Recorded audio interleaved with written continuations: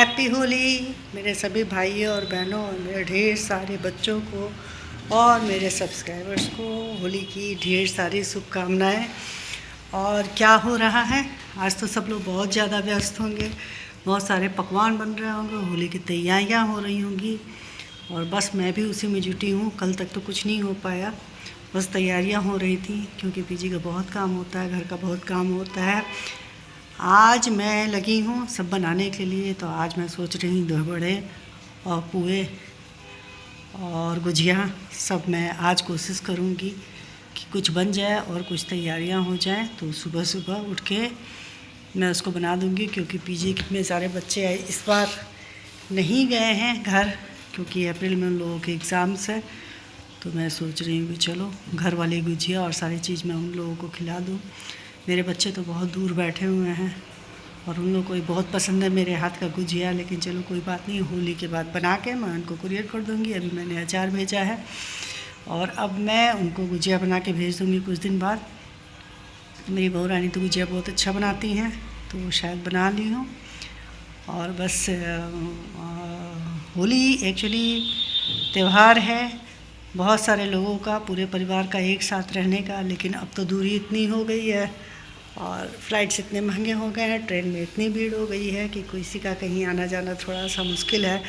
इसलिए मैं भी नहीं जा पाई और मैं तो ठंड में हर साल चली जाती हूँ और जब थोड़ा मौसम ठीक होता है तो वापस आती हूँ। लेकिन मुझे अभी भी अपनी पुरानी होली याद आती है, जब मैं ससुराल में थी और सब लोग साथ थे और खासकर मेरी मदर इन लॉ थी। मैं उनको बहुत याद करती हूँ कि हर त्यौहार में बहुत अच्छा लगता था।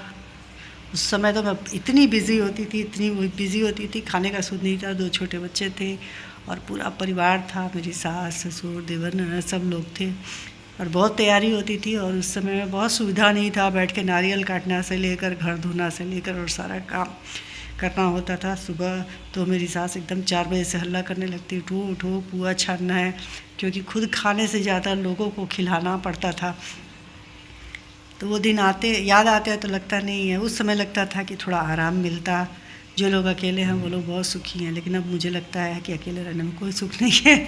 जब सब लोग साथ होते हैं तभी अच्छा लगता है। व्यस्तता भी होनी बहुत जरूरी, व्यस्त तो मैं बहुत हूँ, लेकिन ये होता है ना आपस में बातचीत करते हुए, थोड़ा सा हल्ला हंगामा करते हुए। और मेरे देवर लोग बहुत गाना वाना बजा देते थे होली का, और उसी में बस हो रहा है। और होली के दिन तो बस एक बार क्या हुआ कि मेरे देवर को किसी ने भांग खिला दिया और उन्होंने इतना डांस किया, सीढ़ी पर ऊपर जा रहा है नीचे आ रहा है, ऊपर जा रहे हैं। तो वो सब चीज़ें बहुत याद आती हैं।